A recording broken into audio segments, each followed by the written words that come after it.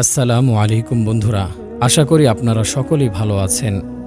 কোনো এক সময়ে আকাশ তখন তামাটে রং ধারণ করবে, চারিদিকে অন্ধকার নেমে আসবে, সমুদ্রের পানি উত্তাল হয়ে পড়বে, পাহাড় পর্বত ধ্বংস হয়ে তোলার মতো উঠতে থাকবে। তারপর প্রচণ্ড শব্দে গোটা পৃথিবী ধ্বংস হয়ে যাবে, সবকিছু নিশ্চুপ হয়ে যাবে। তারপর মহান আল্লাহ সবাইকে পুনরুজ্জীবিত করবেন। আমরা যখন চোখ খুলে দেখব কোটি কোটি মানুষ একটা বিরাট ময়দানে উপস্থিত হয়ে আছি, তখন মনে হবে আমরা কেবলমাত্র ঘুম থেকে উঠলাম। তারপর আস্তে আস্তে সবকিছু আমাদের মনে পড়ে যাবে। আমরা পৃথিবীতে কি কি কাজ করেছিলাম সবকিছুর বিচার এখানে হবে, যাকে আমরা বিচার দিবস বলে থাকি। তারপর পুলসিরাত, পুল শব্দের অর্থ হলো সেতু, আর সিরাত হলো আরবি শব্দ, এর অর্থ রাস্তা বা পথ। সুতরাং এই অর্থ দ্বারায় সেতুর রাস্তা বা যে রাস্তা পুলের মতো। আমাদের যে জায়গায় বিচার হবে তার নাম হাসরের ময়দান। তারপর আমাদের পুলসিরাত পার হতে হবে। পুলসিরাত পার না হয়ে হাসরের ময়দান থেকে জান্নাতে যাওয়া যাবে না। বিচারের পর হাসরের মাঠ থেকে পুলসিরাত পার হয়ে জান্নাতের দিকে যেতে হবে। এই সুদীর্ঘ পুল পার হতে পৃথিবীর হিসেবে ৩০,০০০ বছরের প্রয়োজন। হাসরের ময়দানে জান্নাত ও জাহান্নাম এনে হাজির করা হবে। জান্নাতকে রাখা হবে উঁচু স্থানে, আর জাহান্নামকে গভীর নিম্নে উপস্থাপন করা হবে। পুলসিরাতের শেষ প্রান্তে থাকবে জান্নাত। এটি হাসরের ময়দান থেকে জান্নাত পর্যন্ত বিস্তৃত থাকবে এবং অনেক ভয়ঙ্কর হবে। এটি হবে চুলের থেকেও চিকন এবং হীরার চেয়েও ধারালো। অন্ধকারাচ্ছন্ন এ ভয়াবহ পথ প্রতিটি মানুষকে অতিক্রম করতে হবে, কারণ সেটাই হবে বেহেশতে পৌঁছানোর একমাত্র পথ। হজরত আবদুল্লাহ বিন মাসউদ রাদিয়াল্লাহু আনহু বলেন, ওই ব্যক্তির উপর গজব যার পেছনে জাহান্নাম রয়েছে এবং বিপদ তার জন্য যার পেছনে মৃত্যু রয়েছে। উম্মুল মুমিনিন হজরত হাফসা রাদিয়াল্লাহু তাআলা আনহা বলেন, নবী সাল্লাল্লাহু আলাইহি ওয়াসাল্লাম ইরশাদ করেছেন, যে ব্যক্তি বদর এবং হুদায়বিয়ার ময়দানে উপস্থিত ছিল, ইনশাআল্লাহ সে জাহান্নামের আগুনে পড়বে না। তিনি তখন বললেন, হে রাসূলুল্লাহ, আল্লাহ তাআলা কোরআন পাকে ইরশাদ করেন, আর তোমাদের মধ্যে এমন কোনো ব্যক্তি নেই যে দোজখের উপর দিয়ে পার হবে না। তোমার রবের দেওয়া প্রতিশ্রুতি এটা। এরপর হজরত মুহাম্মদ সাল্লাল্লাহু আলাইহি ওয়াসাল্লাম বলেন, তোমরা কি এটা শোনোনি? আল্লাহ পাক এটাও বলেছেন, এরপর আমি পুণ্যবান লোকদের বাঁচিয়ে নেব এবং পাপীদের তার মধ্যে ছেড়ে দেব। এর মাধ্যমে প্রমাণ হয়েছে সকল মানুষকেই দোজখের উপর দিয়ে পার হতে হবে। যারা আল্লাহর প্রতি ঈমান এনেছে কেবলমাত্র তাদেরকে বাঁচিয়ে নেওয়া হবে, আর যারা পৃথিবীতে আল্লাহর অবাধ্য হয়েছে, আল্লাহর প্রতি ঈমান আনেনি, আল্লাহকে বাদ দিয়ে অন্যের ইবাদত করে, যারা সমাজে অত্যাচার করেছে, সেই সমস্ত লোক জাহান্নামে পড়ে যাবে। এত কঠিন বিচারের পরেও আমরা সচেতন হই না। প্রিয় বন্ধুরা, পুলসিরাত পার হওয়া এত সহজ হবে না। সমস্ত নবী রাসূল এবং বুজুর্গ ব্যক্তিরা এই পুলসিরাত নিয়ে খুবই ভয়ে থাকতেন। একদিন হজরত আবদুল্লাহ রাদিয়াল্লাহু আনহু কান্না করছিলেন। তখন এক ব্যক্তি জিজ্ঞেস করলেন, আপনি কান্না করছেন কেন? তিনি উত্তর দিলেন, আমি আল্লাহ পাকের আদেশের ভয়ে ভীত। তোমাদের মধ্যে এমন কেউ নেই যে দোজখের উপর দিয়ে পার হবে না। আমি তো জানি যে আমি দোজখের উপর দিয়ে পার হব, কিন্তু আমি এটা জানি না আমি সেই গন্তব্যে পৌঁছাতে পারবো কি না, নাকি জাহান্নামে পড়ে যাব। পুলসিরাত পার হবার পথ খুবই কঠিন। বন্ধুরা, একবার ভাবেন ওই সময়টি কেমন হবে, যখন সূর্য মাথার ঠিক উপরে বসে আগুন পোষণ করবে, মানুষ উলঙ্গ শরীরে এবং নগ্ন পায়ে থাকবে, আমাদের মস্তিষ্ক ফুটতে থাকবে, কলিজা ফেটে যাবে, হৃৎপিণ্ড গলার কাছে চলে আসবে। আর এই অবস্থায় পুলসিরাত পার হতে হবে, যেটি হবে চুলের থেকেও বেশি সূক্ষ্ম এবং তলোয়ারের চেয়েও বেশি ধারালো। আমরা তার উপর দিয়ে কিভাবে পার হব? আপনারা কেউ ভেবেছেন? আমরা দুনিয়ার রং তামাশায় ডুবে আছি। আমাদের মনে রাখতে হবে এই দুনিয়া শুধুমাত্র একটা ধোঁকা।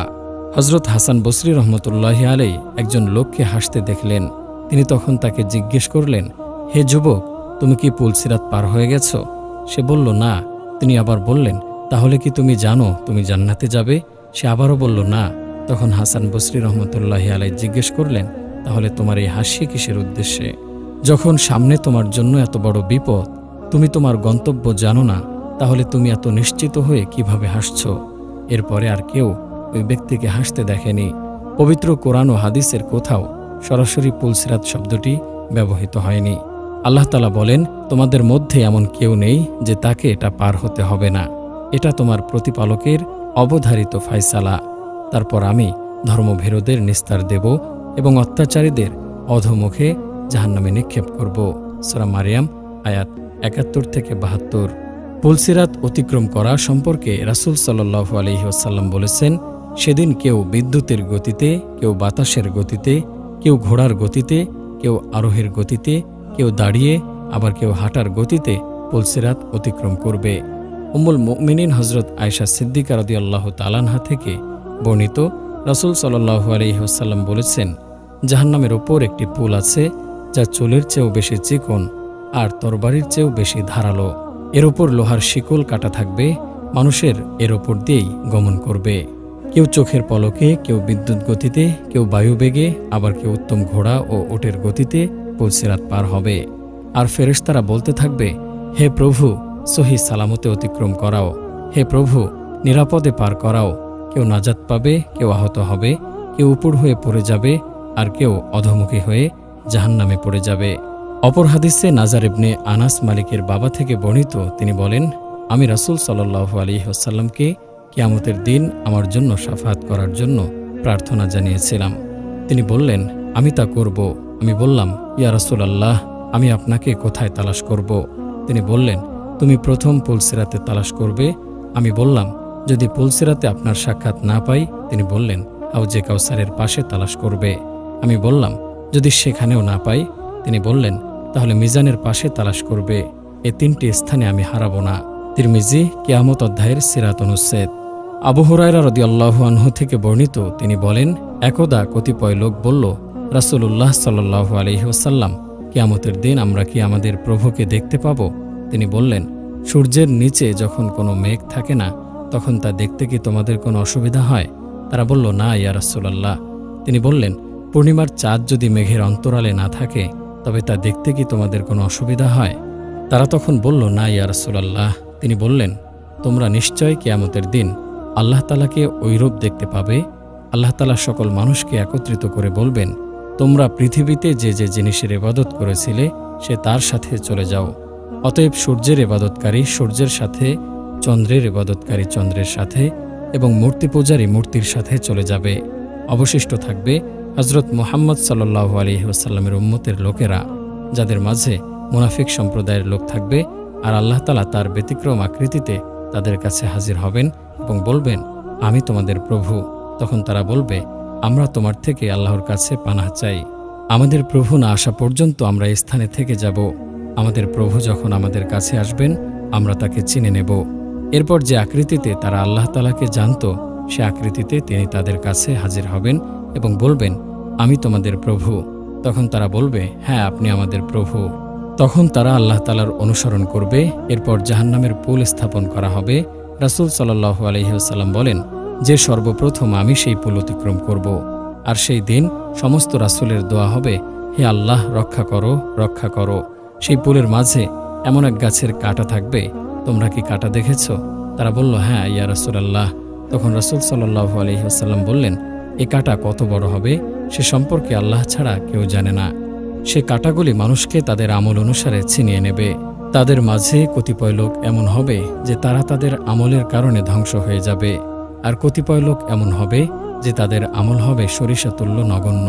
তবুও তারা নাজাত পাবে, এমনকি আল্লাহ তাআলা তাদের বিচার কার্য সম্পাদন করবেন এবং লা ইলাহা ইল্লাল্লাহ এর সাক্ষ্য দেবেন তাদের থেকে, যাদেরকে জাহান্নাম থেকে বের করার ইচ্ছা করবেন। আল্লাহ তাদেরকে বের করার জন্য ফেরেশতাদেরকে আদেশ করবেন। সিজদার চিহ্ন দেখে ফেরেশতারা তাদেরকে চিনতে পারবে।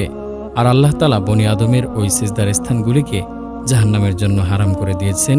সুতরাং ফেরেশতারা তাদেরকে এমত অবস্থায় বের করবে যে তখন তাদের দেহ থাকবে কয়লার মতো। তারপর তাদের দেহে পানি ঢেলে দেয়া হবে, যাকে বলা হয় মাউল হায়াত, সঞ্জীবনী পানি। সাগরের ঢেউয়ে ভেসে আসা আবর্জনায় যেরূপ উদ্ভিদ জন্মায়, পরে এগুলো যেরূপ সজীব হয়, তারাও সেরূপ সজীব হয়ে যাবে। এ সময় জাহান্নামের দিকে মুখ করে এক ব্যক্তি দাঁড়িয়ে থাকবে আর বলবে, হে প্রভু, জাহান্নামের হাওয়া আমাকে ছুলো, এর জ্বলন্ত অঙ্গার আমাকে জ্বালিয়ে দিয়েছে। সুতরাং তুমি আমার চেহারা জাহান্নামের দিক থেকে ঘুরিয়ে দাও। এভাবে সে আল্লাহকে ডাকতে থাকবে। তখন আল্লাহ তাআলা বলবেন, আমি যদি তোমাকে এটা দিয়ে দেই, তবে আর তুমি অন্যটির প্রার্থনা করবে। তখন সে বলবে, না হে আল্লাহ, তোমার ইজ্জতের কসম, আর অন্যটি চাইব না। সুতরাং তার চেহারাটা জাহান্নামের দিক থেকে ফিরিয়ে দেওয়া হবে। এরপর সে বলবে, হে প্রভু, তুমি আমাকে জান্নাতের দরজার নিকটবর্তী করে দাও। আল্লাহ তাআলা তখন বলবেন, তুমি কি বলনি যে তুমি আমার কাছে আর অন্য কিছু চাইবে না? আফসোস তোমার জন্য হে আদম সন্তান, তুমি কতই না বোকা। সে এরূপই প্রার্থনা করতে থাকবে। তখন আল্লাহ তাআলা বলবেন, সম্ভবত আমি যদি তোমাকে এটা দিয়ে দেই, তবে তুমি অন্য আরেকটি আমার কাছে প্রার্থনা করবে। লোকটি তখন বলবে, না, তোমার ইজ্জতের কসম, অন্যটি আমি আর চাইব না। তখন সে আল্লাহ তাআলার সঙ্গে এই মর্মে ওয়াদা করেছে, সে আর কিছু চাইবে না। তখন আল্লাহ তাআলা তাকে জান্নাতের দরজার নিকটবর্তী করবেন। সে যখন জান্নাতের মধ্যস্থিত নিয়ামতগুলি দেখতে পাবে, তখন সে বলতে থাকবে, হে প্রভু, তুমি আমাকে জান্নাতে প্রবেশ করাও। তখন আল্লাহ তাআলা বলবেন, তুমি কি বলনি যে তুমি আর কিছুই চাইবে না? আফসোস তোমার জন্য হে আদম সন্তান। লোকটি বলবে, হে প্রভু, তুমি আমাকে তোমার সৃষ্ট জীবের মাঝে সবচেয়ে হতভাগ্য করো না। এভাবে সে প্রার্থনা করতে থাকবে। পরিশেষে আল্লাহ তাআলা হেসে ফেলবেন। আর আল্লাহ তাআলা যখন হেসে ফেলবেন, তখন তাকে জান্নাতে প্রবেশের অনুমতি দিয়ে দেবেন। এরপর সে যখন জান্নাতে প্রবেশ করবে, তখন তাকে বলা হবে, তোমার যা ইচ্ছে হয় আমার কাছে চাও। সে তখন চাইতে থাকবে, এমনকি তার আকাঙ্ক্ষা নিঃশেষ হয়ে যাবে, যখন আল্লাহ তাআলা বলবেন, এগুলি তোমার এবং এর সমপরিমাণ তোমার। আবু হুরায়রা রাদিয়াল্লাহু আনহু বলেন, ওই লোকটি হচ্ছে সর্বশেষ জান্নাতে প্রবেশকারী।